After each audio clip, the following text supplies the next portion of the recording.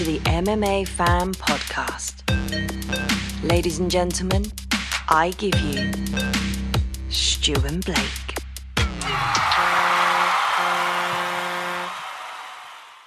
Hello and welcome to the MMA Fan Show. I'm Stu Whiffin. Joining me from down under for another episode, Mr. Blake Harrison. How are you, mate?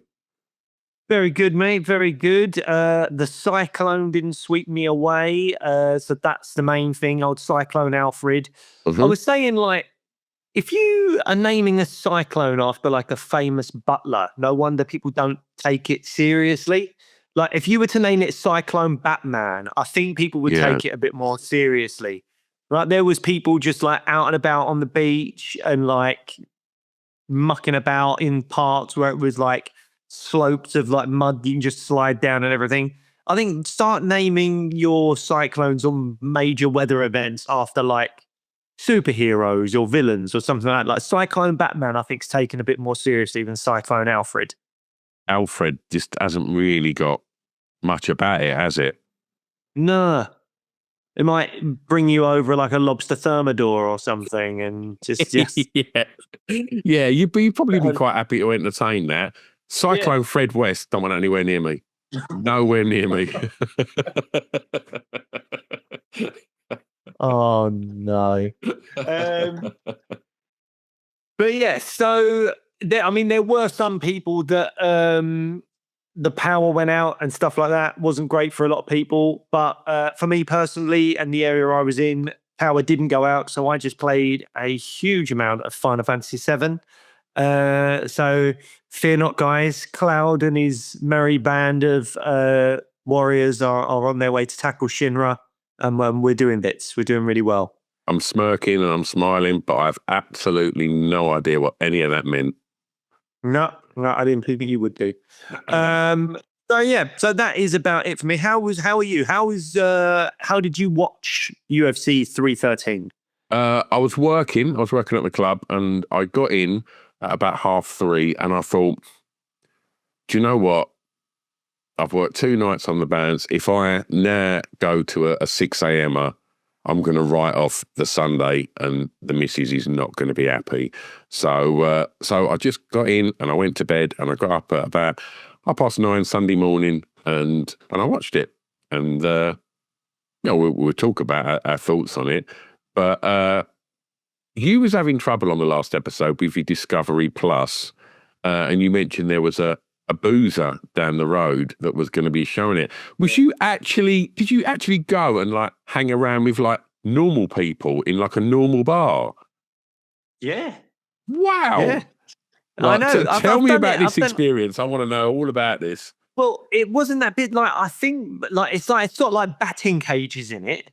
And there's like basketball on and Aussie rules football on. And batting cages? Yeah, like baseball batting cages. What, in the pub? Yeah, well, it's like a sports bar. Right. Yeah. And they've got these batting cages in there and stuff where you can go and do. I think I've seen kids having birthday parties doing it or something like that. And and they've got the UFC on the big screen, like a big kind of pull down thing. And it was busier in there than what it has been for fight nights, but it was still not that busy. So it was pretty much fine to watch it and stuff. I mean, it was fun, but it was the really annoying thing. And this is like, I'm going to sound so lame here. When the fights are on, it's good because you've got a little bit of atmosphere and there's people going, oh, like whatever, blah, blah. But the amount of time that I could save if I was just at home going fast forward, I know. Fast forward. And like, to be fair, Amanda Lemos versus Yasmin Lucindo, I think loads of that would have been still on the ground, fast forward, nothing's happening, fast forward. I mean, you have basically just explained my process of watching it Sunday morning. So like, did you go on your own? Yeah, I got no one else to go with. And to be fair, I was lucky it was open at all because the rain had been torrential for the few days because of the cyclone. Yeah, of course. And there was, at that point, still a potential danger of the power going out. But the people at the bar were like, screw it, we're opening. And if we get through, we get through. And they did. So that's amazing. So did anyone recognise you in there? Was there like, did you have chats with anyone? I've been recognised a few times in there now, yeah. And I've been recognised just a few times, like randomly. Like today, I was in Walgreens or whatever it is, the kind of grocery shop, and there was a lad, and I noticed him, and he was about like 6'5". He was massive, and he had like spiky blonde hair, like punk rock, kind of like what I think of as like the 70s or 80s, kind of like where it's special gel to really spike up, blonde spikes all over his head. And everything, but he was young. He looked like he was only about early 20s or something like that. And he came up to me, he was like, "Oh, you Blake Harrison?" And I was like, "Yeah." And he was like, "Oh, I love the in-betweeners," and get a photo. And it is surprising when you're in another country and that happens. Like, if it's a British person in another country, it's like standard. But when it's like Australians and stuff, I mean, it does happen because the show's big here. But like, yeah, it is still surprising, especially when they're young. I'm like, this show is now, I think it's like nearly 17 years old. So the show is old enough to be a character in the show. Yeah, that's a good way of looking at it, isn't it? And yet people that were like 2 or 3 when it was originally airing are now coming up to me going, "Oh, I love the show," which is bonkers, really. Crazy. Absolutely crazy. Yeah. Okay, right. Anyway. So you watched it with actual real people and ruffians in a pub. Yeah, I did, mate. Yeah, all these to be fair, everyone was just pretty chill and lovely. Oh, wonderful. But yeah, people were watching that along with, again, there was like an Aussie rules game on and something else going on. But I was mainly obviously watching the UFC. And I think there's only one place that we have to start, right, mate? You tell me, where's it going to be? Mauricio Ruffy. Oh my God. Only one place to start. I thought I was going to say we're going to start at the top with the big boys, but I thought, I mean, there's the moment of the night, right? Oh my God. I mean, look, we're obviously going to talk about everything, and I'm only slightly joking. We need to go down the card for the main event, but that Mauricio Ruffy spinning wheel kick KO of King Green. Oh, like that was the moment where, and the bar wasn't even that full. It got fuller as the fights went on. That was a moment where everyone just went, "Oh," it was so good. Yeah. What an amazing moment for Mauricio Ruffy. Those fighting nerds are just absolutely killing it. I believe they are at that top 4 of the fighting nerds: Ruffy, Jean Silva, Carl Borralho, and Carlos Prates. 18-0. I mean, since getting into the UFC, there's something going on at that gym. They are smashing it. We'll touch on Silva and Prates maybe at the end of this show because they were there for the media obligations ahead of that card for the upcoming Volk fight, and the stuff that was going down between Silva and Bryce Mitchell was just I'm sure the UFC were rubbing their hands together at the madness. I did enjoy the globe. I enjoyed that. And, just barking at him. Like, right. But that's, if we're going to be talking about the nerds, let's talk about Ruffy because, I mean, the king was dethroned in the most spectacular of fashion, wasn't it? A spinning heel kick that just, oh my God. I mean, that's Edson Barbosa level shit, and it was like...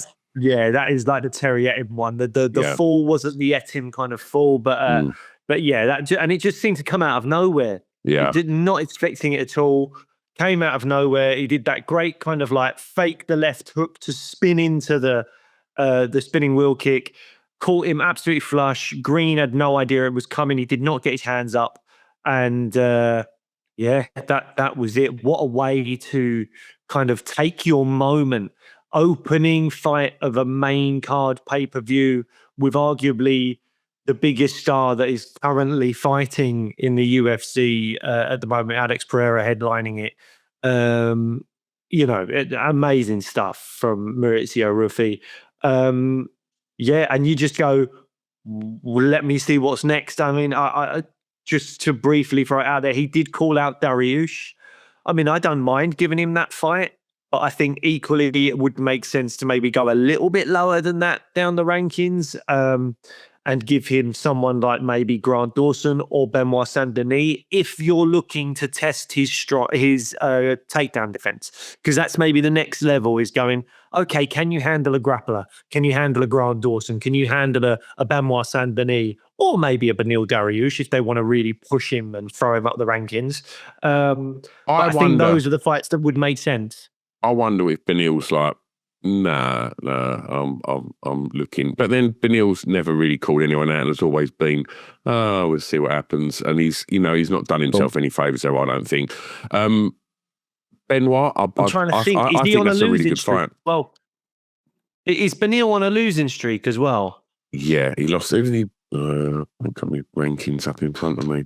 Who did he lose against? Yeah, I think that's quite a smart little call out there. You got it in front of you. Call out. Yeah, Beneil is on a 2-fight losing streak, but his losses are to Charles Oliveira and Arman Sarukian. Yeah, there guys you go. That, at the very top of the division. I've not got the exact rankings in front of me, but I'm assuming they're number 1 and number 2. Before that, he was on like an 8-fight win streak, though. So big test if they were to throw Ruffy in with Dariush. He's no mug and he's only lost to the best in recent times. I'm about that Benoit fight. I think that's a really good shout out. Benoit fight's good and it really tests his grappling there and stuff. But I mean, had we not seen an unexpected retirement that we'll get onto later, I would have said give him Jalen Turner. But Jalen Turner apparently is retired, but we will get onto that a little bit later. Shall we go to the main event? Shall we go to Magomed Ankalaev? I suppose the most prevalent question to begin with is how did you score the fight? I gave it 3 rounds to 2 to Ankalaev. What about you? I did exactly the same. I did rounds 2, 3, and 4 to Ankalaev. Yeah, same. You did the same. I know there was was it round 3 that people were saying was a bone of contention, maybe, but I didn't see it. Yeah, round 3 was the kind of split round. I thought it was very obviously, was it 1 for Pereira? He was getting those calf kicks going. 2 was Ankalaev. He was landing a lot more, doing well. 3 was the round that could have gone either way, and it genuinely could have gone either way. 4, definitely Ankalaev. He was going to more of the wrestling, but trying to pushing him up against the fence, dominating in, getting in little strikes here and there. And in round 5, I did give to Pereira, but that was quite a close round as well. But I gave that one to Pereira. I think I rewatched round 3 today. So I rewatched round 3 and I still gave it to Ankalaev, but it was close. It was close. So if you scored it 3-2 to Pereira and gave Pereira rounds 1, 3, and 5, I'm not knocking that at all. That's absolutely fine. But for me, it was 2, 3, and 4 for Ankalaev and 3-2, and we've got a rightful new champ. Yeah, I mean, the fight was not that exciting, I didn't think. I thought overall, Ankalaev had a really good game plan. He had Pereira on the back foot, which seemed to, I don't know, he seemed to definitely take Pereira out of his comfort zone. He did not seem fluid. He seemed to be, like I say, moving backwards all the time, relying a lot on kicks. Didn't see him throw his hands as much as you normally do. Like, I think Ankalaev's game plan just worked, and Ankalaev seemed to be throwing the better strikes as well, which I know we said in the pre-show that I was leaning on the fact that he's going to wrestle, and you was saying that Ankalaev's striking is underrated. He's got finishes by striking them, and he showcased that at the weekend. And I think what we did also see was really good takedown defense from Pereira. I thought he'd obviously been practicing that a lot, but I think maybe that fear of that of him shooting maybe altered his game plan a little bit as well. And he was, I don't know, it just, something didn't feel right about Pereira. And I don't know if that was just the fact that Pereira weren't the fighter that we used to seeing, or whether it was just the fact that Ankalaev's game plan was that good and it was that effective. I mean, I guess on paper it is, because he's the new champ, and I'm not down with like people saying that was a robbery, or you know, or Pereira won that. I think, look, do I want to see Ankalaev as the champ? Not really. Do I want to see Pereira as a champ? Yes, I do. But it was a fight that we didn't think was going to happen because, you know, it felt like the UFC didn't want to have him as the champ. Dana's face didn't exactly look enthralled as he put that belt around his waist. I saw that. That is something I really did pick up on. Is in the background, you can see Dana's face when Bruce Buffer comes over to him and really tells him the result beforehand, and it just sort of drops. Yeah. He may have been expecting it, but his face did sort of go, "Oh shit!" Yeah, it's not ideal for the UFC to have Ankalaev as the champ. When, as I said earlier, I'm taking Conor McGregor out of the equation because he hasn't fought for years now. Taking John Jones out of the equation because it's just problematic, the Jones stuff. And I don't just mean the outside of the cage stuff. I mean, like, yes, he fought Stipe, but what was that really? And he's dragging his heels with the Tom fight and all that kind of stuff. So I'm parking John and I'm parking Conor. Outside of those two names, I think Pereira is the biggest star the UFC have. So to have him be beaten by a guy that is not massively liked, isn't the most charismatic, doesn't have the most fun fight style, it's not great for the UFC's business. So yeah, that just is what it is. I definitely think Dana was not overly pleased about the result. So where does this leave the division? Are we a rematch, we presume? Yeah, I mean, before we get into it, I think you made the right point that maybe there was something going on with Pereira, but I think actually I lean towards Ankalaev having a great game plan. And in terms of the fight itself, his forward pressure, I think putting Pereira on his heels definitely caused Pereira a lot of problems. Definitely. I do think Pereira was maybe more concerned about the takedowns than he needed to be, because clearly he's worked on that defense, but also Ankalaev wasn't doing any kind of like big blast doubles or chain wrestling and all that kind of stuff. He wasn't putting the wrestling together to really get things to the ground. It was kind of body lock, tried to get him down, that's not worked, let me just push him up against the fence. So it was more sort of that transition from like clinch, wasn't it, against the sort of the cage, yeah.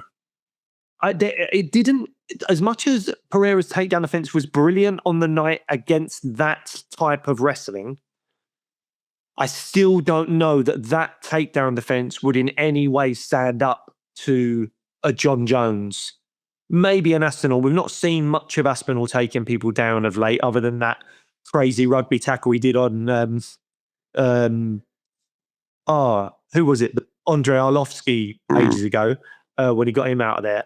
But yeah, so I don't know that type of takedown defense would work against a heavyweight like John Jones or even like a Curtis Blades or something like that. But he definitely did what he needed to do on the night in terms of takedown defense. So we can't take that away from him. That's a great thing that we've seen from Pereira. But Ankalaev was faster. He threw more strikes, I think. He just pressured forward well and landed overall, I think, the better strikes. And that was it. I agree. It was a physical attack. And in terms of moving forward, I'm in two minds about it. I think my initial reaction, and I think this is still my overriding feeling, is that you should run it back. Because it was very close. He's a popular champion. It gives us puts more pressure on John Jones to fight Tom Aspinall because the Pereira fight's been taken away. So you can just run it back, Ankalaev versus Pereira, and that's the fight to make. That makes all the sense in the world to me. Do you think fans want that? I think a lot of fans would be happy with that. Yeah, I think they just want to see Pereira and they want to see Pereira win the belt, and especially fans that scored it for Pereira would like to see Pereira win the belt. And he's done enough to earn the immediate rematch. I think he's got 3 title defenses at heavyweight. He has, yeah. Yeah, so he's got 3 to 4 title defenses at heavyweight. Everyone knows that's like my barometer for like now you can get an immediate rematch. But he's also done light heavyweight. Sorry, but he's also done so much in terms of like stepping in late notice, saving cards, all that kind of stuff. So certainly you give him the immediate rematch if he wants it. However, What do you think a win over Ankalaev and getting the belt does for his legacy? Because I don't think it does anything. I mean, look, I think over the last 6 months to a year, we've seen Alex Pereira really embrace being a champion. I think when you see him arriving at fights or, you know, being in the crowd or being on kind of media obligations, he seems to be embracing it. You know, when he first came to the UFC, very quiet, you know, he was very intimidating kind of character. And I think we've seen him, like, because of that love from the fans, I think he started to really enjoy it. You know, you're seeing him done the Shammer stuff's amazing, and I think he likes being a champion, and I think the UFC love having him as a champion. So I think he's going to want to get that belt back. In regards to, say, he does get that belt back, when we look back on his legacy, do we just see that as a little blip and not really a major thing that he lost and he beat him and got it back again? Maybe it doesn't do loads for his legacy if he was, but I think if he gets that belt back and then decides to go up to heavyweight, goes up as a light heavyweight champ rather than the former light heavyweight champ, I think that gives it more gravitas. And I think his performance at the weekend, you know, I think for the casual fans wasn't that exciting. And I think if you've then got I'm sure when the UFC's marketing machine kicks in, they can make it look incredible. But if he was to go up and fight Tom, John, or even like a Pavlovich or something before the shot, I don't know. I think if he was a champ and he went up, he'd get the title shot. Whereas I think if he isn't the champ and he goes up, I think he might have to have one fight before he gets a potential shot. I completely agree with you. And I think it makes more sense to try and get the belt back, be the champ, and then go up because of pay-per-view points as well, just earning that extra bit of money in the paycheck if he would fight for a heavyweight belt against Tom or John. Didn't even think about that. Yeah, so that does make sense. However, as a fan, yes, we want to see him fight for belts and stuff. But if you could see, taking belts out of the equation for now, Pereira v Ankalaev 2 or Pereira v Cyril Gane, what fight interests you more? Cyril Gane. Yeah. What about Pereira versus Pavlovich or Ankalaev 2? Pavlovich.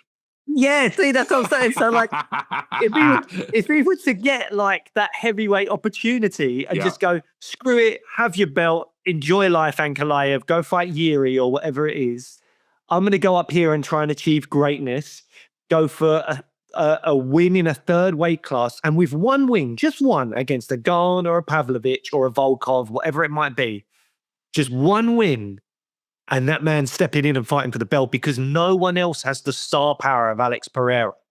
I'll tell you what, wouldn't it be interesting to see just how quickly John Jones goes, yeah, I'll have that fight, yeah, let's do it. Yes, I mean, of course. In my head, the Jones and Aspinall fight would have to have happened, or Jones is getting stripped and it would be Pereira beats one heavyweight and then fights Tom Aspinall or something like that. That's what's going on in my head. But like, it's interesting, isn't it? It's like, what do you want to achieve? Do you want to get that belt back, right the wrong? I mean, there's certainly a world in which he can beat Ankalaev because that was a close fight. Maybe if he throws a little bit more caution to the wind, believes in his takedown defense a little bit more, and he's trying to combat that forward pressure of Ankalaev, he can walk out there with a win for sure. Yeah. But if he has 2 losses against Ankalaev, then he's got to go up to heavyweight and maybe win 2 fights before fighting for a belt or something like that. Those are big boys, and if Ankalaev takes him down a lot in the second fight, big boys are going to be doing the same thing.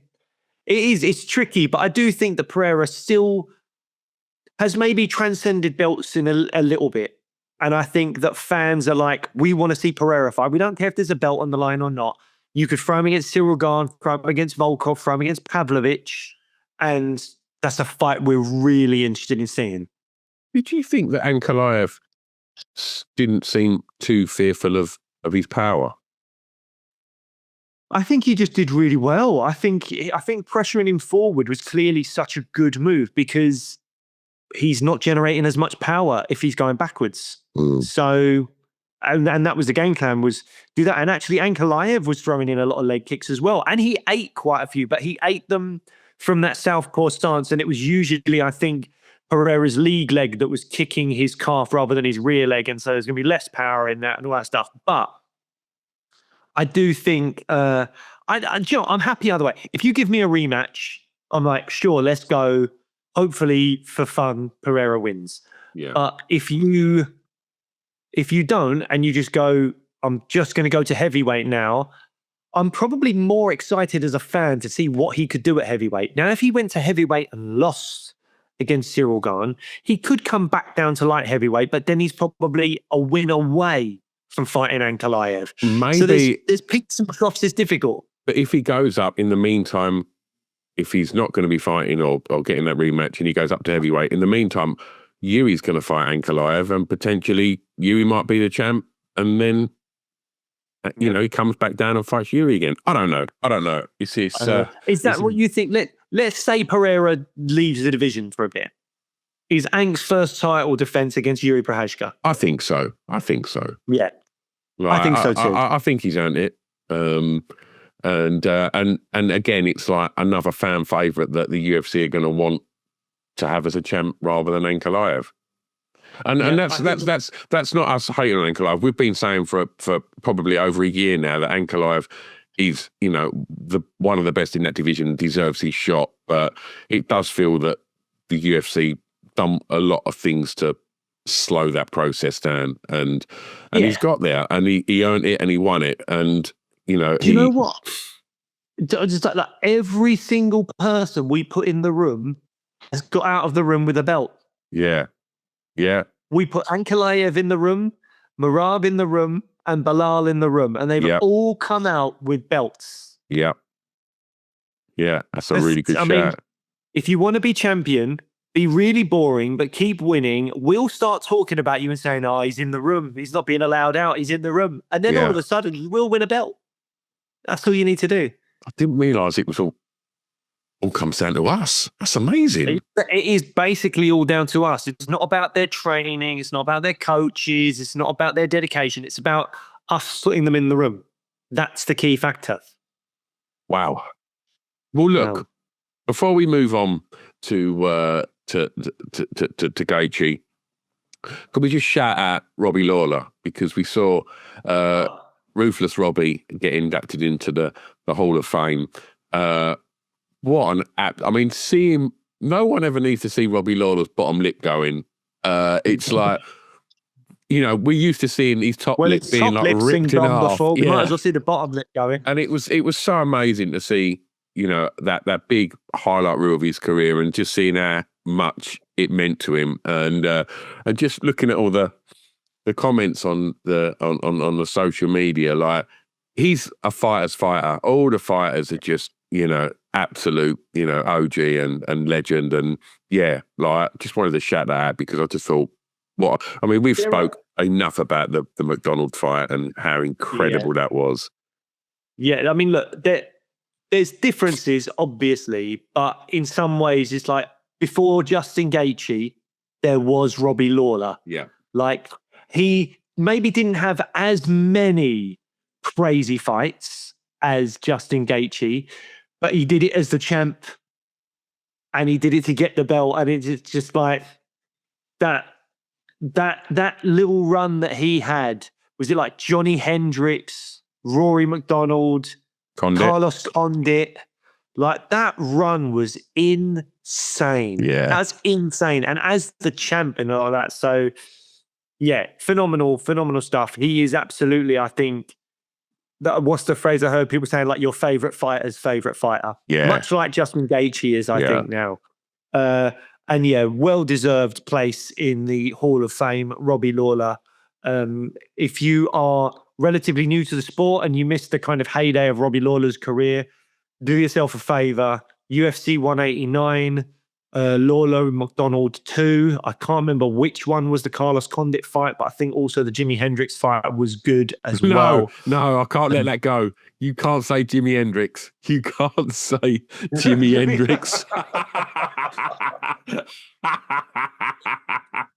Oh, no. He was I've smashing said him upside the head with his guitar. you said Jimi Hendrix. I've said Tom Jones when we were talking about Tom Aspinall versus John Jones. That's an MMA supergroup right there. Oh, fantastic. But yeah, to echo what you said, just go and, if you've not caught any of those iconic Robbie Lawler fights, go back and watch them, because I also think if there's one photograph that will ever sort of encompass everything that he's the passion of the UFC, it is that moment where, you know, McDonald and Lawler, the bell goes for the end of the round and they just stand there just staring at each other. It's the fucking most badass thing ever, and it's like, it's so good. It's so good. It's so good. And they're both smashed to pieces as well at this point. Oh my God. And then there was the hospital photo afterwards as well. It was phenomenal. That was one of the first big moments of the UFC that really stayed with me and just pulled me right in. And if you're going to watch those fights, you might want to do it with some snacks. So get onto Fat Candy and go to fatcandy.com or go to the socials and look up Fat Candy and get these sugary treats that you need to watch Robbie Lawler kick some butts. And you can do that, with a discount code, Sweet MMA. That's SWEET MMA on the Fat Candy website, and you can get yourself all these beautiful pick and mix sugary treats, all freeze dried and sent to your door. Absolutely. Yeah, grab yourself a bag, put your feet up, sling on the best of Jimi Hendrix, and enjoy those sugary sweets. Right. Justin Gaethje. I mean, look, we wondered in the pre-show that the fact that we thought this was, you know, maybe, was it going to be a better fight than what we was hoping to get from Justin Gaethje and Dan Hooker? I'll be honest, mate, I thought it was a cracker.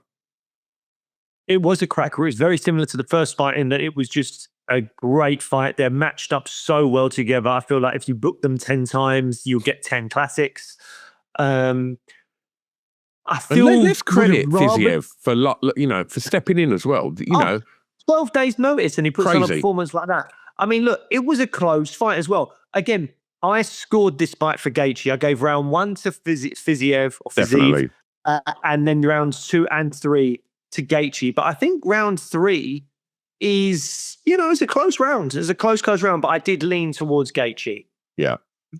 Did you have any kind of conflicting scorecards, or did you score the same as me? I thought Fiziev looked absolutely fantastic in the first round, come out with so much energy, and just put that pressure on Gaethje. And I think, I don't know, maybe we're so used to seeing Gaethje over 5 rounds that I don't know if he sort of paced himself a little bit in that first round, but he certainly, in my opinion, lost that first round. And I think Fiziev's tactics put him off. Fiziev went for takedowns. No one was expecting that. That was very, very surprising. I think that really threw Gaethje off his game. And obviously, 12 days notice, you're going to slow a bit towards the end. I think if the fight was a 5-round fight, I think Fiziev would have been finished, because I just think he wouldn't have had enough in the tank. Yeah. And Gaethje was coming on strong.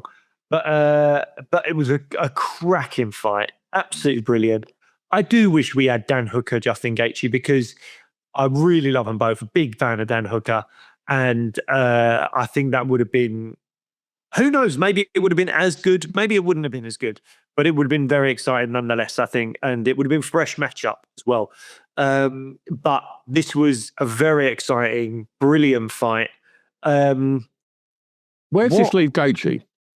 Well, that's what I was about to ask you, is what's next for him? Because he's coming off the Max loss, and then he's just won against Fiziev. He's done the UFC a favour by staying on that card. Can it be a title shot next, or does he still need one more? I'm leaning towards, I think he needs one more. But maybe if timing's worked out and people were busy, I wouldn't be shocked if they said, we're just doing Gaethje versus Islam. I wouldn't want it, but I wouldn't be shocked if it happened. Why wouldn't you want it? Because I think Arman Tsarukyan or Ilia Topuria, or even actually Charles Oliveira, are bigger threats to Islam Makhachev than Justin Gaethje. Yeah. That's just my opinion on it. And I'm not even that interested in a second Oliveira fight. I mean, fine if they made it, fine. But I really want the Arman fight, and I'd be interested in the Topuria fight. So there's people in my head that are ahead of him in the queue. But that's why I don't think I'd want it. But if they made it, I would understand why they made it. Well, they've made it clear that it ain't going to be Arman's next fight. So I don't know. Gaethje Arman work. I would like to see Gaethje. I mean, I'd love to still see Gaethje v Hooker, but I'd understand that Gaethje wouldn't want to take that fight now. So, yeah, it's as much as it's a fan fight, you know, if you've still got aspirations for that belt, that fight's not going to be the one to get you that shot. You know, I think, maybe Sarukian. Yeah. I think that makes sense because it would be a massive win for Sarukian, and it should make sure that he gets a title shot after that. It would be huge for Gaethje because he'd be fighting a guy ranked above him that was the number one or is the number one contender. Yep. So that would make sense as well. So I like that fight. Arman versus Gaethje would work. The only problem is Gaethje mentioned maybe his hand might be broken or something, but I'm not sure. So he would have to have time off, and Arman's been waiting a while. So it's a bit messy, lightweight now. It could go so many different directions. They could just wait for these two guys with broken hands to heal, and then, they could do. I mean, I would love to see that, but I do understand if Gaethje's like, no, I'm done with that for now. And that is a fight you've got in your back pocket. I don't think either guy are retiring soon. It will be in the not too distant future that both of them retire because they are getting on in age. But I kind of think like that's a great fight to have. If either of them has a loss next, or if both of them lose, you could bring that fight together and it works, and it's a fan favorite and everyone loves it. So we could see that fight in 2026 and it'd still be a fun, exciting fight, or at the end of 2025, whatever it may be. I don't know what you do with Gaethje, but there's loads of options out there for him. I think the Arman fight for his career, if I'm his manager and you can't get the Makhachev fight, I'm pushing for Arman Sarukian. Let's see if we can make that happen. So do we think... do you think Fiziev's stock went up from this fight? I think it did a little bit. I think it reminded everyone of who he is. But I think, do you know what? I don't know if, because his stock was, I'm not sure. I don't know if his stock went up. I think it just reminded people of where his stock should be. There was a big hype train around him, maybe 2 years ago, and we was all super excited to see where he was going to go, and obviously, tasted a bit of defeat. But I think seeing him do what he done at the weekend on 12 days' notice, I think that's going to put him in the good books with the UFC, because ultimately that was. Of the co-main event and the main event, it was a far more exciting fight for fans than the main. So I think he's done himself some favours with the UFC there, stepping in and I mean, it was a good opportunity for him as well to fight somebody where was Gaethje ranked? Third? Was he ranked third? Yeah. And Fiziev was outside the top 10, wasn't he? I don't know where. Was he 11 or 12, something like that? Yeah. So, it's a great opportunity for him, but I think put on an absolutely fantastic fight. I think there's some fun fights to be had for Fiziev. I think it makes sense to do the Gamrot fight again. Yeah. I think he's come in on short notice, done the UFC a favour. Has Gamrot got a fight, though? No, I don't think so. He lost against Dan Hooker, and he hasn't been booked since. So he lost against Dan Hooker like 7 months ago in a split decision. Before that was on a 3-fight win streak. One of those was Fiziev, but obviously that got stopped in round 2 because Fiziev's knee went, which is why he's been out of the cage for so long. So I think rebooking that fight and getting a proper conclusion to that fight makes all the sense in the world. Gamrot may not be happy about it, but look, you didn't beat Fiziev properly. It was an injury. You're coming off a loss. I think Fiziev stepping in on 12 days' notice. Yes, he was just given a huge opportunity against Gaethje, but I think doing the UFC a favour like that, I think that's all right. I think now you can still get rewarded afterwards. And I think Gamrot makes all the sense in the world. Yeah, Gamrot's got nothing booked in. I've just checked. Yeah, I'm down with that. Shall we move on to 2 other lightweights? Why not? Bahamundes versus Turner. both 6'3", both as tall as Magomed Ankalaev.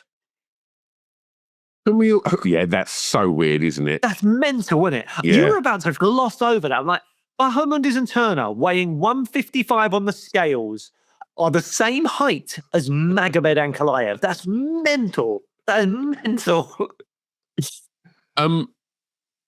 I mean, we got this one wrong, didn't we? We thought this was going to be a brawl. Yeah, I mean, I think Bahamondes took Turner down and then Turner reversed it, and then Bahamondes threw up the triangle, which worked. I mean, I feel for Jalen Turner. I really do. He's been on a bad run of late, but some of it, even though it's been his fault, it's been sort of bad luck. Split decision. Moicano, he knocked out, but then walked off and the fight didn't stop. And then he got submitted.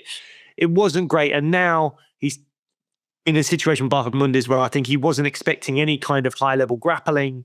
And then all of a sudden the triangle just came along and that was it. He was done. Really unfortunate for Jalen Turner, who I think still could be a really good prospect, even maybe at welterweight. Like, if he doesn't diminish himself, he's 6'3", puts on a bit of extra muscle, like doesn't deplete himself with the weight cuts, like be tricky with the ground stuff. But he was very good against Ganrot at kind of stuffing takedowns and getting back to his feet. And yeah, I don't know. I really feel for Jalen Turner, but I suppose the talk needs to be about Bahamondes, because he's really showing something special. I think that's a couple of first-round finishes on the bounce now for him, maybe even 3 first-round finishes on the bounce now for him. I need to look this up. Just going through a bunch of ads that I need to get rid of. Yeah, it was a really good display from him that I think people were not expecting from Bahamondes. We were expecting it to be striking, long-rangey, kickboxing style fight. Yeah, he's got 3 wins on the bounce now, Bahamondes, all in the first round. One of them a head kick, one of them a counter right to ground strikes, and one of them a triangle choke. I mean, this guy now deserves something special, doesn't he? It's like, it's one thing to put on a 3-fight win streak, it's another thing to do all finishes in the first round. And I think you should be rewarded for being that kind of fun, exciting fighter. So, do you have any thoughts on what you'd like to see from Bahamondes next? I mean, did he call anyone out? He called out Dariush as well, I think, didn't he? Maybe I'm wrong. You know, what's Dariush must be sitting at home eating his popcorn going like, seriously, fuck off. Why is everyone just giving me call outs? I mean, he's not like he's the weak guy in the division. Like, he's a bad motherfucker. I'm not sure. Maybe I'm wrong. Maybe he didn't call out Dariush. I can't remember, but in my head, I felt like he did. And I think, again, same as Ruffy, you could give him Dariush. I think he's got more claim to a Dariush fight than Ruffy does. But you could also give him Benoit Saint-Denis. You could give him Grant Dawson. I know that's boring that I'm naming the same fighters again as I did for Ruffy, but I think it makes sense. They both had good performances. Bahamondes now 3 wins on the bounce, all in the first round. And they're all great.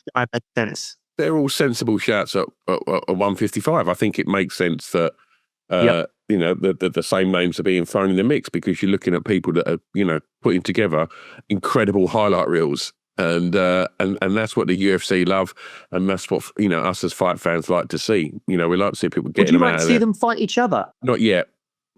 No, I feel the same way. That's so funny. Like, keep them trajectories apart, because you know, the future's bright. You know, let them both, you know, kind of find their feet against, you know, bigger names whilst they're building that highlight reel and them names. I think keep them apart.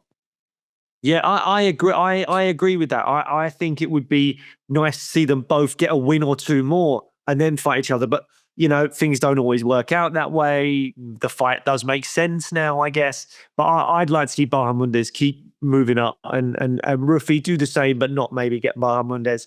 And again, it makes sense for both of them. I mean, Bahamondes has shown some good jiu-jitsu, but Turner's not a grappler. Will he be able to do something like that if Benoit Saint-Denis gets him down? If Grant Dawson gets him down? Probably not. Or at least it'll be far more difficult. Yeah. So that would be really interesting. How surprised were you that Jalen Turner retired? 29 years old. I don't know if you just the moment got him, and he just had he just felt like he'd been sort of kicked in the dick a bit and was like, oh, I'm done. But I don't know. I think we often, do hear fighters saying, oh, this might be it. And upon reflection, chats with their coach and their families and that, they just, maybe, I don't know, maybe that was just a bit of a flippant comment. Maybe not. Maybe he'd been thinking about it and he'd already kind of, made sense in his head that if he was to get the loss here, he's done, Maybe he wants to go on and try something new. I don't know. I think there's still loads of fun and exciting things to come from Jalen Turner in the octagon. I think it'd be sad if he quit.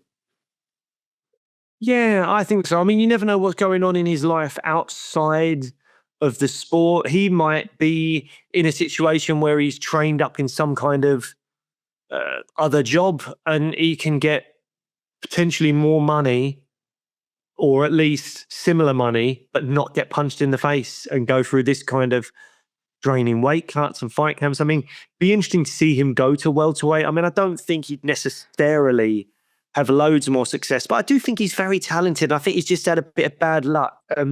Maybe if he's a fighter that's like, look, I'm not going to be champion, why not just go, let me just avoid the weight cuts for a bit, go to welterweight and just see at 6'3", you're still big for a welterweight. And if he can fill out a bit, take his, make the camps easier on himself, maybe he finds himself being just a fun fighter. But sometimes for some people, that's not enough. They're in it to be the champ. And if they think that's not possible, then move on to do other things. So if he has retired, good luck to him. Wish him all the best. He's certainly a fighter that I would have wanted to see more of. But you got to do what's best for you, haven't you? And who knows what he's got going on outside of the cage that might be very positive for him. And the fighter life, it just doesn't appeal to him anymore. I mean, we could touch on Amanda Lemos versus Lucindo, but it just wasn't very exciting, was it? It was, I'm so glad I didn't pop the telly on when I got in from work, because it would have been probably around the time of this fight, and I would have been doing exactly what you're doing right now, and probably dribbling a little bit as well. I was wondering when you were going to comment. I was like, how long do I keep doing the sleeping before he mentions anything? I was like, I've got to keep going with it. Keep going with it. Yeah, it was drab, wasn't it? And yeah, it was not a good fight. Feel a little bit for Lucindo, because I think she looked, before round 3 started, she was sat on the stool, and I genuinely think she looked like she was about to cry. I think she just realised there was not much she could do. Lemos was just stronger. But funnily enough, she actually came out and probably did her best round in round 3. Oh, yeah, and did you see that the buzzer went like 7 seconds early? Yeah, that was weird. That was weird. Look, don't get me wrong. I don't think there's a single person alive that was watching that fight that was like, oh, I wanted to see the next 7 seconds. I don't think that person exists. If it's you, you're a liar. But what I would say is that, to me, the way the UFC is, the fact that they're all in with, I'm getting conspiracy theory now, but the fact that the UFC is so in with Trump, they're now getting in with the FBI, they're doing all this stuff. I'm just like, you can't just make it up as you go along. You can't just go, oh, this fight's boring, let's just cut, let's just not bother. Because it starts with 7 seconds, and then you're like, well, Magomed Ankalaev was dominating Paul Craig until the last second of the last round. If they'd have done that, Magomed Ankalaev would have beaten Paul Craig, and we wouldn't have had one of the most amazing kind of moments of, Paul Craig's career by submitting the now champion of the division with a second left to go in the fight, which was a phenomenal sight. So I don't like that they did it, but equally, I was by no means wanting another 7 seconds of that fight. But I don't think anyone was, mate. No, but it's a dodgy precedent to set. I don't think it's okay to do that. I don't think that's the right thing to do. No, but I don't think we'll hopefully won't see that happen again, or that fight. No. Is there anything else you want to touch on? We can briefly touch on a couple of things. Obviously, we have spoken about Mauricio Ruffy. What a phenomenal moment. I mean, that's probably going to be knockout of the year. And if it's not, I can't wait to see what is going to be knockout of the year. But that was special. Can't wait to see what he does next. Josh Van versus Tsura. Tsura just had nothing for him, really. If he couldn't get the takedowns, he was just really struggling, and he seemed to gas out a lot. Van was ripping the body, great takedown defense. This was also, again, the first fight from two fighters that were both born in the 2000s. So this is the future of the UFC, and Josh Van looks like a real prospect. I'm very excited to see what he does next. He's got solid boxing, clearly got decent takedown defense as well. This guy not only could be very, very good and could fight for a belt one day, but I think he could be an exciting fighter as well. We could be seeing a really exciting guy come through. I just hope they manage his career in the right way. You don't want to rush him too much, but also I do want to see him tested. So it's going to be a delicate balance for the matchmakers, but I think Josh Van is someone to be very excited about at 125. Did you watch any other prelim fights or anything that you're interested in? No, I did see the Carlos Lil get the first round KO over Morano, but absolutely destroyed him, didn't he? Yeah, but apart from that, there wasn't loads really. Lots of Pereira beat Petrosian by armbar, I believe, in the second round. One of the things about that fight that I quite liked, Petrosian, 2 low blows in a row, point was taken by Mark Smith. And I'm like, yeah, that makes sense. Take the points away. Can't keep having multiple fouls. Manel Pat raking the eyes of Almabayev, and then it leads to a victory. No, we can't have that. Petrosian, 2 low blows on the bounce. Oh, point taken. Yeah. Simple as that. That's what it should be from now on. 2 fouls, definite point taken. Can't be mucking about anymore. You're warned in the back. That's your first warning. You do it again in the cage, depending on how it looks. Maybe a point should be taken first time anyway. But, benefit of the doubt for a lot of situations. You do it again, point taken. Yeah, absolutely. So well done to Mark Smith for finally doing that. And obviously we saw some lovely media stuff ahead of that. So really kind of whipped up me excitement a little bit. Great to see Pitbull on stage in the UFC, talking about some obviously his upcoming fight against Yair, and also said that he'd had a bet with Volk, and what was the bet? I haven't seen this. All I've seen is the clip on social media of John Silver with the globe. Well, That's all I've seen. So he basically said that he'd had a conversation with Volk previously. I hope I'm getting this right, and that there'd be like a big bet if they could fight. And Volk said, "Look, if I win the belt, I want to be a super active champ. So yeah, if you win, let's do it." He said, "I want to be fighting regular." So I think that could be super exciting. The thought of Volk versus Pitbull, but obviously that'd be a proper good legends, man. Yeah. Like that. That would be great. I'd love to see that. Actually, that'd be a good fight. And obviously, Movsar Evloev. Yeah, yeah. He's in the room. Movsar Evloev, you're going to be a champ because I've just put you in the room. Exactly. You're in the room. You've got no company, but know that everyone else that's been in that room has gone on to be a champion. Movsar Evloev, welcome to the room. We don't know how long it's going to be, but you will be champ one day. Absolutely. This happens. Really good banter between Chandler and Paddy. Super respectful for one another. No one was digging anyone out. It was all really, really respectful and nice, and it looked like they were having a good time up there. Obviously, Silver was just barking like a madman at Bryce Mitchell. Barking up the wrong tree, apparently. Yeah, which I did think for such an idiot, it was quite a good comeback there. It was. But yeah, just seeing him and Priors sitting there just, really cements that gym is on fire at the moment, and I'm really looking forward to watching where that goes. And yeah, the next time we do one of these shows, could you put some tape around your glasses? Absolutely, let's do that. Next show, I'll do it. But yeah, we'll be back. I mean, we've got the Q&A episode in the bag, so that might be what's coming next. But we've got some exciting events coming up. We've got London, not that far away at all. I know, typical. I'm in Australia. So the last 2 cards that there's been in the UK, we haven't been able to get to because I've been working. Yeah, stupid job. And Job. and then also we've got, speaking of Brits, not fighting in London, but coming up very soon, main event, Lerone Murphy versus, two former guests of the show, Lerone Murphy and Josh Emmett, both been wonderful guests. Lerone multiple times. Yeah, really excited to see that fight. I think that could be an absolute cracker.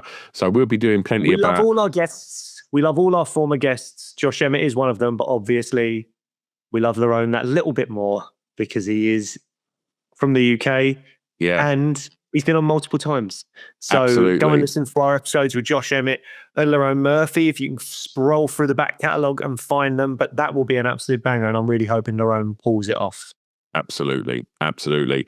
Right. As Blake said during the show, we are sponsored by Fat Candy. So head over to there, give them a follow on Instagram and on TikTok, and go and have a look at all of their goodies. And should you decide that you want to go and treat yourself to some sugary goodness, use the discount code SWEETMMA. That's one word, SWEETMMA, and you save yourself some pennies. We'll be back next time, right? We will. Not sure what we'll be discussing, but we'll be back soon. Bye. Bye.